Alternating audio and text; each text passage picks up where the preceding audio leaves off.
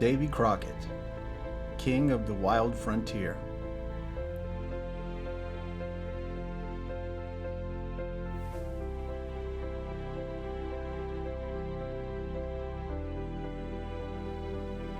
In the shadow of the Great Smoky Mountains, where the wild wind whispered secrets of freedom and the rivers ran clear as untainted truth, a legend was born. Davy Crockett entered the world on August 17, 1786.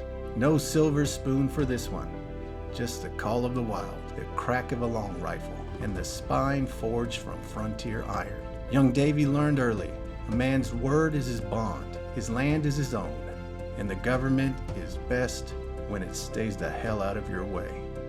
By 14, the boy had run away from a cruel indenture, walking hundreds of miles home through trackless woods. He didn't whine or demand reparations. He hunted, he trapped.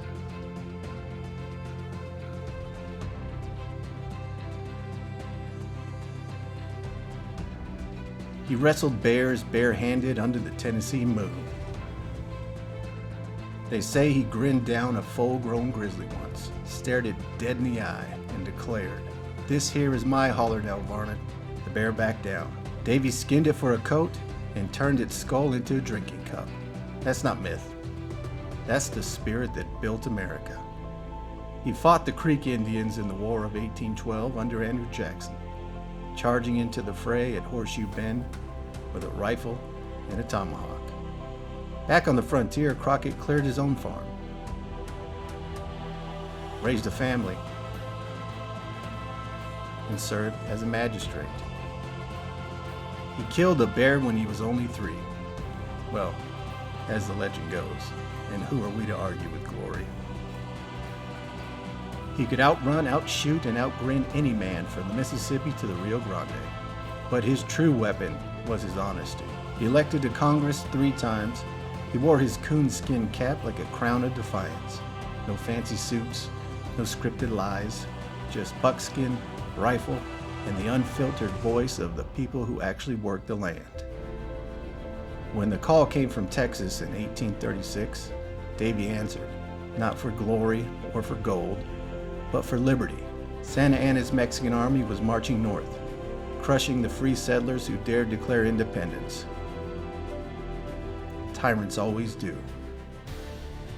Davy gathered his Tennessee volunteers, a ragtag hand of hunters, fighters, and truth tellers, and rode for the Alamo.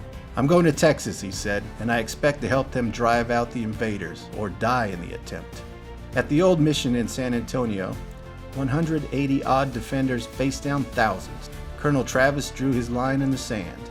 Every man who crossed it pledged his life. Davy crossed grinning, fiddle in one hand, rifle in the other. For 13 days they held. They sang. They fought. They reminded the world that free men don't kneel. On March 6th, the final assault came at dawn. Santa Anna's hordes swarmed like locusts.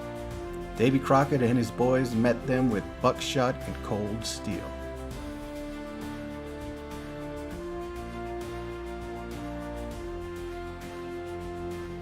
He swung his empty rifle like a club, cracking skulls until a bullet found him. They say he fell fighting, surrounded by the bodies of his enemies, 13 Mexicans for every defender. The Alamo fell, but the cry, "Remember the Alamo," ignited Texas like dry powder. Sam Houston finished the job at San Jacinto. A free republic was born. Davy Crockett wasn't perfect. No man is.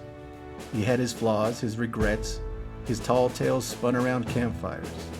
But he lived by a code that modern cowards mock: self-reliance, courage, loyalty to kin and country, and a burning hatred for unearned authority.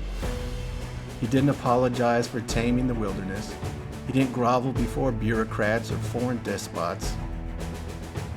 He stood for the right to bear arms, the right to speak plain, and the right of free men to govern themselves. In the halls of legend, Davy still walks the frontier. His rifle thunders across the heavens when tyrants rise. His grin lights the dark when weak men falter, and his voice echoes eternal. Be always sure you're right, then go ahead. The frontier may be paved over, but the spirit of Davy Crockett lives in every soul that refuses the chains.